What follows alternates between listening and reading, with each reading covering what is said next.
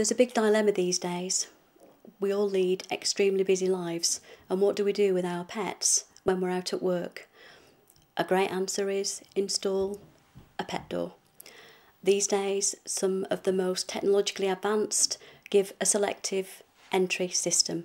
In models, for instance, infrared and magnetic, operate off your cat's collar, but the most technologically advanced system is the microchip smart flap, a system which works off your own cat's microchip.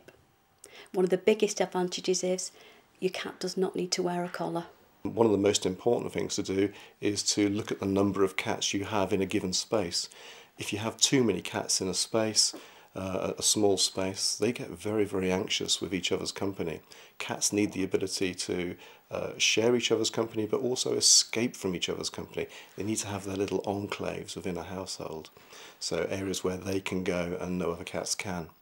And again, if we go back to the African wildcat, the ancestor of the domestic cat, these cats used to like to live in trees so they could see what was coming from a long way away. So cats like high spots that they can sneak off to, take themselves away and just keep an eye on the rest of the other cats in the household, see what's going on. And equally, they like little hidey holes where they can just go and escape the attention of other cats. This is one of the dangers where cats can crawl into washing machines and tumble dryers, so you've got to be, while providing them with little hidey holes, you've got to make sure that they don't go into places which can be dangerous as well.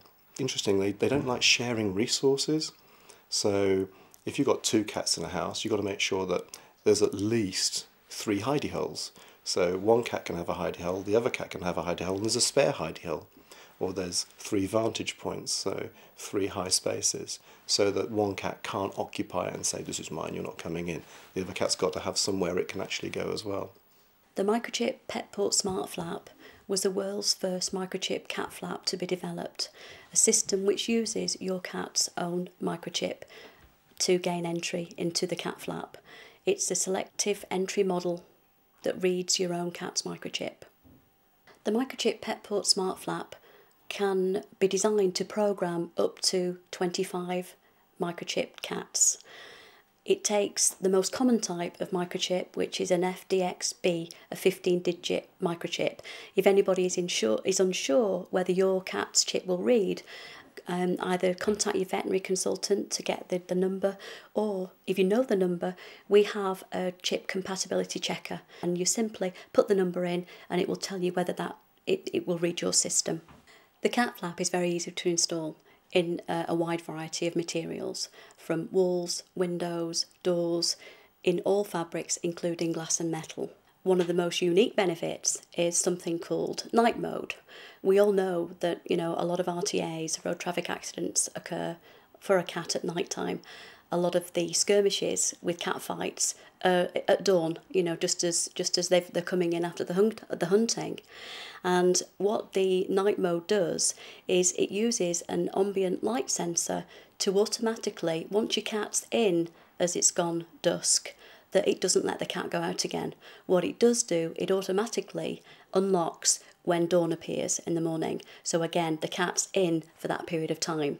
Your veterinary surgeon is the best source of information regarding your cat or kitten's health. And if you need any advice, they should be your first port of call. Vaccination is incredibly important because it prevents diseases which have no simple treatments, and these diseases can cause damage which can reduce your cat's quality of life for the rest of its life. We recommend that kittens are seen by their vets from 8 weeks of age, which is when vaccination should start. They can also advise you on regular worming and flea control, which is very important for cats and families alike. You can tell if your cat's stressed by a number of symptoms that it will show you. Stressed cats will often develop cystitis. Cats have got this unique sort of physiology where their brain and their bladder have a direct connection. And if a cat is stressed, its bladder becomes inflamed and it starts to make small droplets of urine around the house. So that's quite an unusual situation in cats. You don't see that in any other species. The pain in the bladder can be so intense, the poor cat actually starts to tug the hair out over their lower abdomen in an attempt to try and alleviate that discomfort. So again, if you have a cat which is urinating in the house or is potentially tugging its hair out, your cat may be seriously stressed. Another symptom to consider is if your cat is showing increased signs of scratching, and one of the reasons cats scratch is to mark their territory. So increased scratching is saying, look guys, this is my territory, stay out please. So if your cat's scratching even more than normal, again, your cat may be stressed. It doesn't need a scratching post, it needs something to relieve its stress and address the issues which are causing its stress in the first place.